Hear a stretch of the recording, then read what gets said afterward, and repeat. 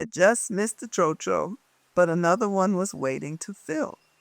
I was the third passenger to arrive, and based on what the driver told me, we would be leaving small, in a short time. Little did I know that I would remain the third passenger until 5 o'clock the next morning. I spent most of the night sleeping in the back seat of a beat-up minivan. The area was lively, though. It reminded me of Harlem, New York. After-hour shops were open and folks were selling everything. Music was loudly playing. Brothers were playing draft, like playing checkers and Ludo, a popular game played with dice and chips. Folks were just hanging out in the street and having a good old time. So I just hung up, got a bite to eat, and climbed back into my bed in the back seat of the van. Still the third person to arrive, and it was now 2:30 in the morning. But at about 4:30, other passengers began to arrive, and it looked like we might get an early start. By 7 o'clock, there were still 3 empty seats remaining, and we were not budging until the last one had been filled. Then I came up with another brainstorm. Listen, people. Then I came up with another brainstorm. Listen, people, I said, why don't we buy the other 3 seats and at least we can get rolling? And as we travel, we can pick up people along the way. They will pay for their ticket and we can get our money back. A brother who spoke English translated for me. There were only 2 other people in the trotro that thought it was a great idea. The rest of the folks said, no, no, no, no, no, we can't no do that. So we sat. Finally, we had only 1 seat left. It was now 8 a.m. All right, I told the driver, let's go. I'm buying the last seat. But I don't think he understood me, for he responded, no, no, we no go. 1 seat is there. Don't worry, I told him. I'm buying this seat for me. He finally agreed, and we were finally on our way to Tamale, which was a 7-hour ride away. Now I was everyone's friend because they were glad to be moving. It had been hot as hell sitting in that crowded minivan. Shortly thereafter, we picked up another passenger. But the driver did not want to give me the money. This is my seat that you're selling, I argued. So the money is for me. But he wasn't having any of that. After arguing back and forth, I didn't understand most of what he was saying, but I did know that there were a few insults thrown in.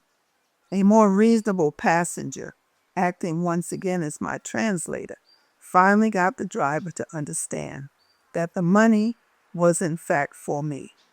He reluctantly gave me the money, but he still didn't like it. The ride to Tamale was uneventful. We stopped often along the way to eat, make pit stops, shop. The country was beautiful and spacious. The landscape reminds you that you are nearing the desert. The teeming villages began to disappear, opening up to dry plains, sparsely populated by the indigenous people, living in clans and leading a rural lifestyle. The further north we drove, I noticed that the style of the building structure was also changing. The rectangular houses, usually roofed with corrugated tin sheets, familiar in the South, gave way to a more authentic, traditional architecture. Separate, standing round mud huts with thatched roofs. In the North, a lot of different languages were spoken, often changing from village to village. Here, Akan ceases, even though it is widely spoken and understood. In its place are different dialects and languages. Most of the languages are related and are classified under the Gur language group. The most prominent Al-Gabani with its sister dialogue, Memprusi, Gurma, and Grusi. With respect to religion, the population is mostly Muslim as opposed to the predominantly Christian South, and the sight of mosques became more frequent as churches became scarcer. We finally arrived in Tamale, capital of the northern region and the biggest city in northern Ghana. After driving through dry, dusty country, it was a pleasant surprise to see tree-lined streets, teeming with busy people and bustling businesses. Most of the people were riding bicycles or motorcycles. It looked like an interesting place to hang out, but I was on a mission and immediately got another trotro. With windows missing, seats falling apart, I continued on with the next leg of my journey. 3 hours later, covered with red dust and feeling like a milkshake after having driven over some of the worst roads in the world, they made New York City potholes look like small cracks in the sidewalk. I finally arrived in Bogota. I negotiated with a driver who said he would drive me directly to Burkina Faso, but I thought he was asking too much money. So I took a car to Paga, a border town, where I cleared Ghana customs and proceeded to the border. It was 5:30 p.m. when I arrived at the border. The border guard was polishing his boots and talking with his sister, totally ignoring me. "Excuse me," I said, "is this where I cross the border?" while holding out my passport to him. He slowly continued to polish his boots and ignore me. I waited before speaking again. "Parlez-vous anglais?" I said in my very limited, broken French, trying to remain calm. He finally hooked up, giving me a very dirty look. "Wait, but the border? She is closed." "What do you mean closed?" I stuttered. "It is 6 o'clock, and the border she know will open till tomorrow," he continued. "But that's crazy," I told him. "I've been standing here since 5:30, watching you polish your damn boots. I was here before the border closed. You can't do this," I said excitedly, my voice beginning to rise. "I have to get to Burkina Faso today." "Well, there is nothing I could do. The border, she is closed." "I want to speak to someone in charge," I demanded. Okay. You can talk to my chiefy. What he will tell me, I will do." See him there? Strolling up the roads, dressed in army fatigues, came the chiefy. As I rushed up to meet him, he reluctantly, nonchalantly looked at me. The the expression on his face never changed as I explained my plight. I further explained that I had to arrive in plenty of time, but this man just did not mind me. "Oh, I'm sorry," he said calmly in perfect English, "but the border is officially closed. You can come back tomorrow morning at 6 in the morning." I was outdone, totally frustrated, tired, hungry, and in the middle of nowhere. But I wasn't going to be outdone for long. I proceeded to make myself cry.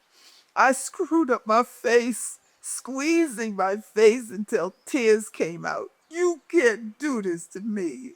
My husband is waiting for me in Burkina Faso and I don't have any money for this with him.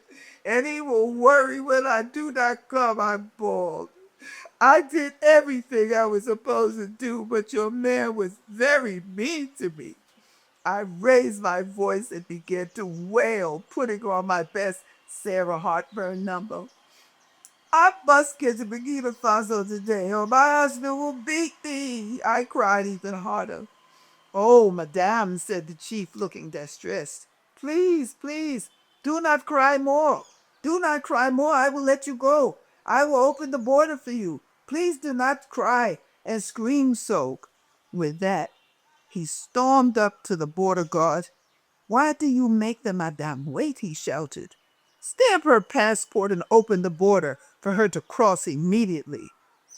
By now, I was sniffling and wiping my eyes and trying not to laugh.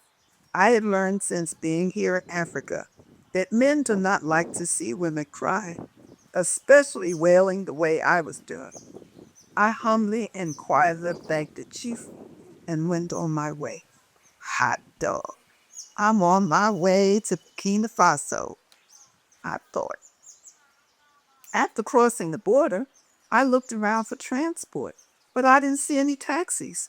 The road was deserted except for some broken down wreck standing by the side of the road. Do you need taxi? The man asked with a heavy French accent. Yes, I replied. Oh, none will come today, he continued. What? How will I get to town? Thinking the town was Ouagadougou. I'm going to Ouagadougou, I said. When the border closes, all the taxis slow down, the man continued. No come back till tomorrow. But I take you. How far is it? Looking at that hunk of junk that was passing for an automobile, I was scared to get in. The car looked like an accident going to happen. But I was even more scared of being on that road, for it was in fact getting dark. I go, so the man, you give me dollars, I take you down. No dollars, no ride down, he continued in his broken Haitian. But I don't have dollars, I told. By now, he was cranking up his chinchinnum, which is a wreck, preparing to leave me in the middle of nowhere. The heck with him, I thought to myself. I'll just walk to town. How far is town? He said, go there. Night looking me straightly, squarely in my face. I looked at this. I, all right, I said, getting into his rack. Let's go, but I give you CDs. He wasn't too happy about it, but he finally accepted after I agreed to add a $5 bill. The car coughed. Black smoke filled the car as we shuddered and shook. You could see the ground through the floorboard as we drove along for miles. I didn't see any houses or lights except for the one headlight on his jalopy. There was no other light to be seen. Half an hour later, we pulled into a small town. You pay now, the man demanded. Is this Ouagadougou, I wanted to know? You pay now, he demanded again. Okay, you already. Here's your money. Uh, do you know where I can find this hotel? I said, getting out of the car. I don't know. Talk with somebody. Off he rode into the night, leaving me standing in the middle of the road. It didn't look like a whole lot was happening in this town, considering a major film festival was being held here. But I had just arrived and things would get better, I thought. My other dilemma was that everyone spoke French, which further complicated my problem. After parlez anglais and oui, I was finished in that department. I finally met someone who could speak a little English and didn't mind helping me. I asked about the hotel and directions on how to get there. Is no Ouagadougou, he said. Ouagadougou, it is far. No, I continued. The man told me that this was the place. He brought me from the border and I paid him to come to Ouagadougou. Is no Ouagadougou, he said again very patiently. You must take bush taxi to get there. You gotta be kidding. And what the hell is a bush taxi? I asked sharply, refusing to believe that I was not in Ouagadougou. Here I was in God only knows where, unable to speak the language, dirty, hungry, thirsty, looking for something called a bush taxi. It was getting late. It was now 10 o'clock. It wasn't the man's fault, but there was no one else to take my frustration out on. However, the young man was very understanding. and offered to help me find a bush taxi that would take me to my destination. The taxi will take 7 people, he said, and you will get there in small time. We went to the place where the taxi would load, and I was the first in line. An open vehicle with boards on either side pulled up. Down the middle were wooden planks that served as seats. There were no windows, but the sides of the vehicle were open all around. This couldn't be the taxi, I thought wearily to myself, and then out loud. Is this the taxi? I asked in disbelief, dreading the answer. This was it, and it would be going directly to Ouagadougou after it loaded, and load it did. People got on board with everything you could imagine, and they had plenty, from bags to boxes, from children to chickens and goats and whatever else. The brother who had brought me to this bush taxi had said 7 people to a car, but there were already 12 people in the car, and the driver was still cruising around town looking for more passengers. Didn't anyone tell the truth or tell it like it really was? I was smashed up against the far end of the taxi. So much for being first in line, almost hanging out of the back of the vehicle. At last, with about 17 adults, bags, boxes, and babies, and God only knows what else, we started out for Ouagadougou. The young man who befriended me in town was a godsend, for he spoke a little English and helped me to understand what people were saying. It was dark as a million midnights. You could not see your hand in front of your face, or anybody else's face for that matter, and the stars twinkled like Christmas tree lights.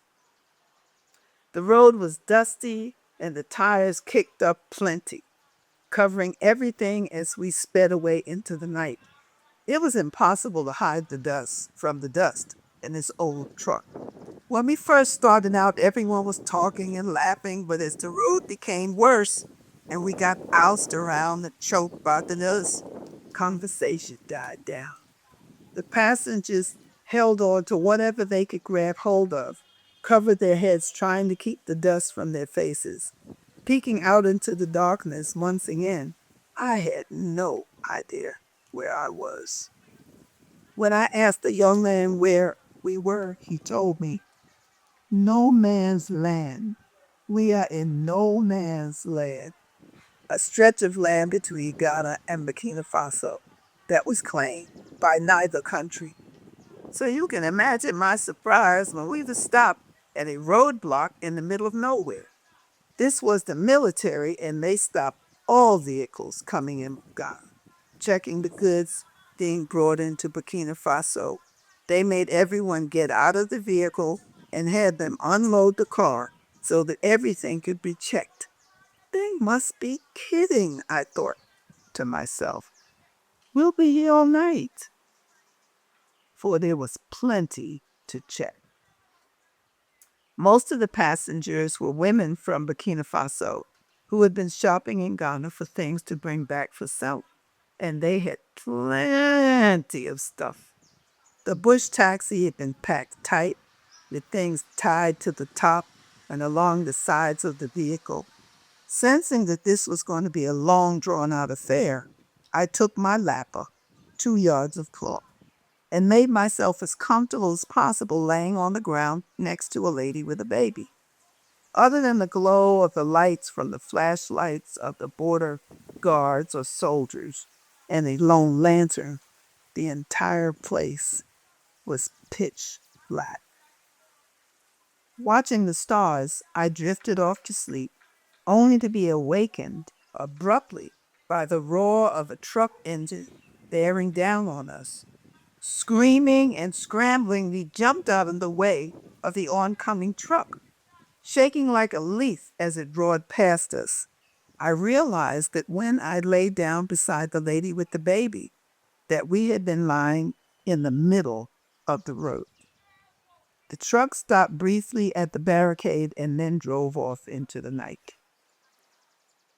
I watched the red lights of the truck growing smaller, thinking that I should have tried to get a lift with them, for it seemed a long way from getting back on the road soon. Some of the sisters who had been shopping could not find their receipts, and the soldiers were not letting her back into the taxi without her goods. They told her that she had to return to Ghana, get her receipts, and come back before they would release her goods. But she and those other sisters were not having any of that. They were all arguing with the soldiers in French. They knew that if they left their goods, they would never see them again. And they were not leaving their sister or her goods with the guards. So they just sat down in the road and refused to move.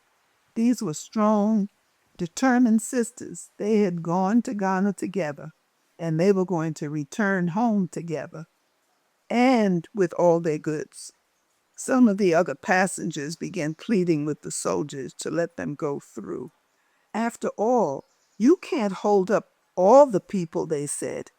Occasionally, the sisters picked up an argument themselves.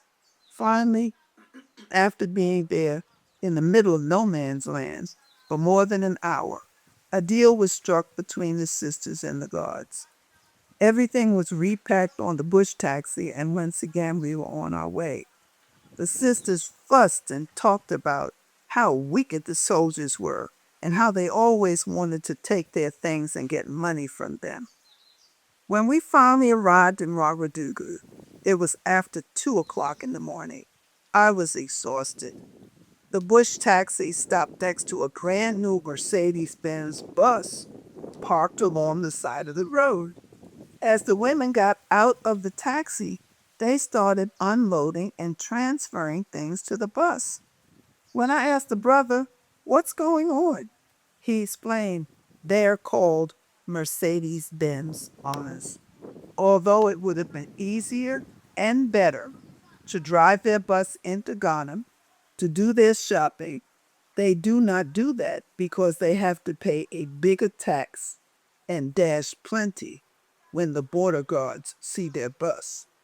"They will rob us," one of the sisters said. "They take plenty of our things because they say we are rich," chimed in another one of the sisters. These were some serious, no nonsense, hard-working business women, and they knew how to maneuver. Unfortunately for me, they were not going in my direction, so we said goodbye, and I proceeded on my way to find the hotel that my people were staying in. The young man who had been so helpful invited me to come home with him. He lived with his parents and said I could sleep in his room with him. "No, thanks," I said. I don't think so. Just direct me to the hotel and I'll be fine." However, he was insisting that it would be better if I went home with him, refusing to take no for an answer. I just walked off, leaving him standing in the street, more than a little pissed off. But I really didn't care. A taxi was keep passing, so I hailed him and went directly to the hotel. But when I arrived, the hotel was deserted, and I was told that many of my people were at the disco. However, Nana and Elmina were not registered at the hotel. The desk clerk suggested I check the disco, so off I went in search of Nana and Elmina. Leaving the hotel, I met a young woman and asked directions. She offered to take me to the disco, and as we walked, I told her I was looking for my husband and my daughter. We searched the disco with no success. "Oh, well," I told her, "I'll just camp out in the lobby until morning." As we were walking back to the hotel, she asked, "Is your husband the elder Rastaman with long white dreadlocks, traveling with his daughter, one that has dreadlocks hanging down to the ground?"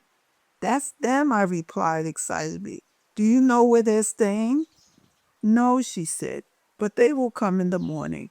They come every day to see me. I am called Viola. It means good fortune walks with honor. I come from Nigeria.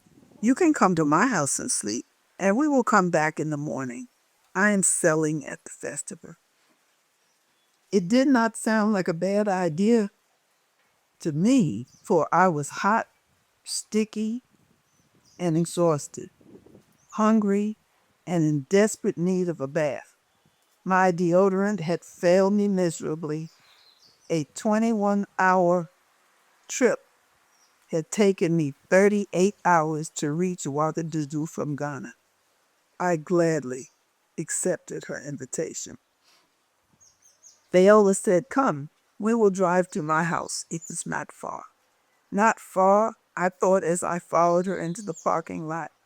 Not far to Africans could be an hour's ride away, but by this time I would have followed Tarzan into the jungle. Once in the parking lot, I got the surprise of my life. The sister didn't have a car, but a small motor scooter. I hesitated, not sure I wanted to ride. Uh, Listen, sis, why don't I follow you in a taxi? I suggested. "Oh no, it is all right. You can ride behind me," she said slyly by accent. Reluctantly, I climbed on behind. With me holding on for dear life, we sped off into the night towards her house. As we zipped around curves and unpaved roads with no street lights in most areas, my heart stayed in my mouth.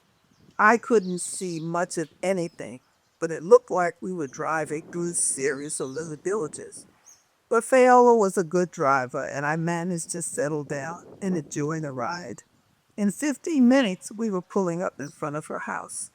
The dog started barking, and a light came on behind a large white gate. The watchman let us in. She had a quaint little place, very comfortable, nicely decorated with bamboo furniture and colorful African materials. Round straw mats adorned the floors, and the place was very warm and welcoming. As tired as I was, the treehouse have also looked welcome. Viola followed me into the room. Viola showed me to the room that I would be sleeping in and gave me a towel and some soap. Looking in the mirror for the first time since I had begun my journey, I screamed. I couldn't believe what a mess I was. No wonder the people at the disco looked at me so strangely. I was covered with red dust. In fact, red dirt was in my hair, my eyelashes were red, my face had a dusty reddish tint to it, and red dirt covered everything. I looked like I had been rolling around in the dirt, and I felt like it too. I quickly stripped off my clothes and jumped in the shower. 20 minutes later, I was looking and feeling better. I didn't think the water would ever run clear. The more I washed, the redder the water became. I stepped out of the shower and began drying myself, only to find that I still had that red dirt on me. Back in the shower, I went and washed until the water became clear. I had never in my life been so dirty. When I got back to my room, Theo had prepared a bite to eat and a hot cup of tea for me. That girl is a mind reader, I thought to myself, for I had just been thinking about something to eat. I sat on the side of the bed and fell asleep eating. When I woke that morning, the sun was bright in the sky, and remnants of my last night's meal were still in my mouth. It was a wonder I didn't choke myself to death in my sleep. The smell of freshly brewed coffee drifted into my room. It took a few minutes to get myself together and figure out where I was. Making my way to the bathroom, I passed Fayola, who was in the kitchen. "Good morning, sister," she said. "I hope you had a good sleep. I looked at you earlier, but did not want to wake you. You were sleeping very good." "What time is it?" I asked. 10 o'clock, she replied. By the time you get dressed, breakfast will be ready. 15 minutes later, we were having breakfast while she told me about herself. I had seen pictures of her and a big white man with a heavy bed in the room that I slept in. He is my husband, she said, smiling broadly. He worked for a mining company in the bush and come home once a month. He is really from California, she continued, where he lived with his other wife. When he go back to America, he take me with him, she beamed happily. Really? I replied. Is that what he said? Oh, yes. Jim loved me and want me to go to United States with him. That is what he tell me all the time, she continued. How long have you been married to him? I asked. 2 years, she responded. When he come to Burkina Faso. Well, I wish you the best, my sister, I said, and I hope that you really get to the United States. I seriously had my doubts, but she seemed happy, and who was I to rain on her parade? She had befriended me and taken me into her home, and I wasn't about to hurt her feelings. You will meet him, she continued. He will come 1, maybe 2 days. Great, I thought. She spoke like I was going to be at her place for a while. After breakfast, we left for the hotel and the festival area. Ouagadougou, the capital of Burkina Faso, was nice, but very dusty and very hot. It lies on the fringe of the Sahara Desert. I was told that soil erosion does not exist in Burkina Faso. It is though the creeping Sahara Desert, which creeps about 4 miles per year, had skipped over Burkina Faso to northern eastern Ghana. In Burkina Faso, bushfires was and the destroying of the land by cutting down trees and burning is a violation of the law, and perpetrators are dealt with harshly. In Ghana, this is not the case, and consequently, Ghana is suffering, and most plants and and and must plant more trees. Ouagadougou does not give you the impression that it is the capital of Burkina Faso. It has a lot of large, expanded villages and suburbs. It looks more like a rural area. Everyone rides on scooters, the primary mode of transportation. The people were very friendly, but looked at me strangely, calling me Rasta, Rasta, because of my locks. But still I felt comfortable, and I was happy not to be chasing trotros. When I arrived at the hotel, the first person I ran into was our younger daughter, as we called her, and friend Audra. So you made it, she laughed. Wait until Nana sees you. Girlfriend, I told her you would not believe what I had been through to get here. Well, she continued, he said he wouldn't be surprised if you showed up, and here ye are. He's around here someplace. He and Sister Elmina are moving together.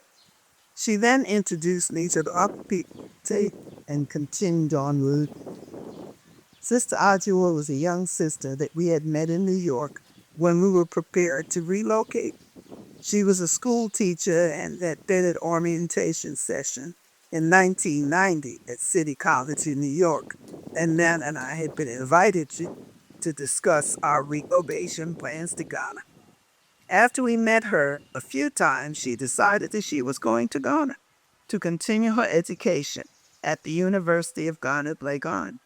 So we were quite surprised when we met her on the same plane that was bringing us to Ghana. It was a real reunion, for we had not seen her for months. We had become fast friends and extended family, spending time in one another's homes between Cape Coast and Medina. As I was telling the people, actors, actresses, film people who were attending the festival, who were gathered around the pool about my adventure getting to Burkina Faso, I had been in stitches, laughing about my trip. Well, I hope this festival is all you expect it to be, said one sister. You've been through a little bit of hell to get here, she said, as the others fell out laughing. Just then, Nana and Sister Elmina walked into the area. At first, he didn't see me and was making his way towards us, waving and talking to people as he came. He was almost at the table when he saw me. His eyes lit up. Didn't I tell you she was coming? He laughingly said to Sister Elmina. I know my wife, and after two people who had arrived from Ghana told me she wasn't coming, I knew that the wanderlust bug had bitten her and it wouldn't be long before she showed up. Everyone laughed as me embraced. I told them where I was staying and all about their friend who had taken me in. I was happy that my sense of adventure had driven me to come. I met a lot of interesting and creative sisters who were film writers, directors, and actresses. I was looking forward to seeing Daughters of the Dust, a dynamite film made by an African American sister. There were plenty of films to be viewed and seminars for theatrical folks. So I took in a lot of movies and enjoyed the festivals. There were great things to buy, but all I could do was eyeball shop. They had some great leather works, large orange and brown leather cushions with rugs to match, beautiful, odd, and colorful looking jewelry, as well as fantastically designed boutiques. I managed to squeeze out a boutique for the house, but even though I had very little money, it did not prevent me from having a great time. Nana and Sister Elmina were staying in a small hotel on the outskirts of town with some other folks who, like me, had limited funds or were unable to secure a room at the film festival hotel site, which was really fine with them considering the cost. We hung out all day and into the night. When I saw Fail again, she invited me back to her place and also invited Nana and Sister Elmina. The following day, Elmina went off with some other friends of hers, and Nana and I stayed with Phil. Her husband had come home from the bush. He and Nana hit it off quite well. They got into the sports thing and left us to handle the kitchen. That night, we all went to see this film entitled Sankofa. It had not been entered into any of the competitions, but we had heard from fans that it was a don't miss flick. When we arrived, the theater was packed. As the film started, I was happy to see that it did not have French subtitles. I'd gone to see the Malcolm X film, excuse, for the first time earlier that day, and it was dubbed in French. People were laughing in places that were not funny, and the entire theme of the film was misunderstood. I walked out. I didn't see anything funny, and I couldn't speak French. But Sankofa was different. It was powerful, and it was in English. It took us from the Cape Coast Castle dungeons and crossed the waters to the Caribbean and into the bowels of hell called slavery. As I watched the film, I was afraid. I became angry. I became incensed. I cried. I cheered. And when the lights came on, most of the white people who had been in the audience had left the theater.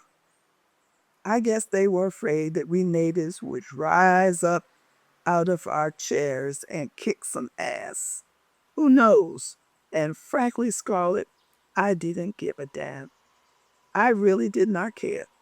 The people were supposed to be there when the lights went on were there. Sister Sherikini, Sister Sherikana Anya, a humble, small-framed, determined African-born in America sister, had produced the film and was there representing her husband, Haile Jeremy, an Ethiopian-born film director living in Washington, D.C., who was the producer of the film. As she spoke, I liked her immediately. She spoke of the obstacles and roadblocks that had been put in their way to prevent the making of the film. She also spoke of their determination, the will of God, and the cooperative spirits of people involved in the making of the film. She had also spoke of their determination, the will of God, and the cooperative spirits. She introduced and praised the actors and actresses from the movie. Everyone who remained was touched by what they had seen and heard. Later that evening, after the movie, I walked down the dark streets of Burkina Faso with her talking. Against all odds, little money, taking them years, they had managed to finish this picture.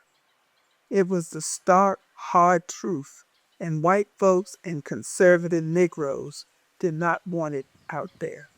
It made Roots look tame in comparison, and I loved and respected them for what they had done. We enjoyed several more days, and then we were on our way back to Ghana, together this time, and on the state transport, Ghana's version of the Greyhound bus in America.